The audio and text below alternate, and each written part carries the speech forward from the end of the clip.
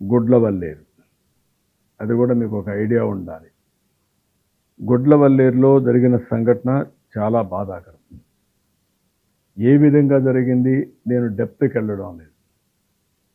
కానీ ఈ రాష్ట్రంలో ఆడబిడ్డలకు రక్షణ కల్పించాలి. ఎక్కడైనా సరే ఎవరైనా సరే ఆడబిడ్డల్ని అవమానించే విధంగా ప్రవర్తించడం కానీ అనుమానం వచ్చే విధంగా చర్యలు కానీ ఈ ప్రభుత్వంలో ఉండవు. ఏదున్నా నివృత్తి చేసే బాధ్యత మాది. నేను జరిగినప్పటి నుంచి నేను ఫాలో అవుతున్నాను.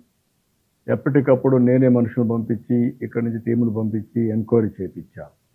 నిన్న కూడా ఒక మహిళా ఆఫీసర్ పిల్లలు ఎమోషన్లో ఉన్నారు. ఎమోషన్లో ఉన్నప్పుడు ఆ డిస్టర్బెన్స్లో ఉండి ఏ విధంగా వాళ్ళ మనోభావాలు దెబ్బతిన్నాయి, లేదంటే ఎవరు క్రియేట్ చేశారు అనేది వేరే విషయం. ఎమోషనల్ డిస్టర్బెన్స్ ఉన్నప్పుడు మనం కూడా వాళ్ళని కాన్ఫిడెన్స్ తీసుకొని జరిగితే వాళ్ళని నిర్మోహమాటంగా యాక్ట్ చేయడం, జరగకపోతే మనం వాస్తవాలు చెప్పడం. ఇవన్నీ చేయాలంటే ఓపిక ఉండాలా, ప్రాపర్ మెకానిజం ఉండాలా. ఈ రెండు లేకుండా ఇష్ట ప్రకారం చేయడం కరెక్ట్ కాదు.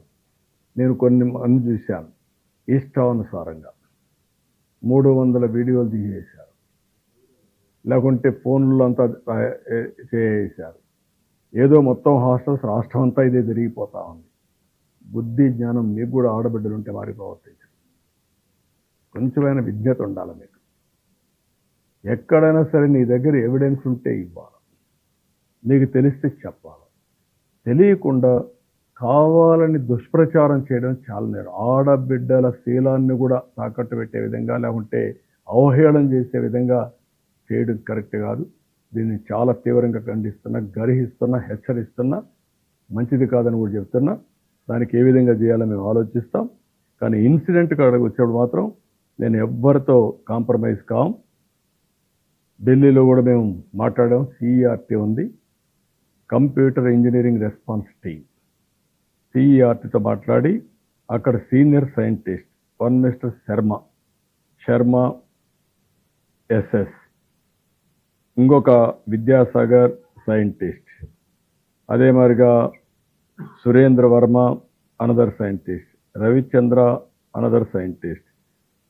వీళ్ళందరితో కలిసి ఒకరిని సిఏడిసి నుంచి కూడా centre for development of advanced computing నుంచి ఒక టెక్నికల్ పీపుల్ కూడా తీసుకుంటాం.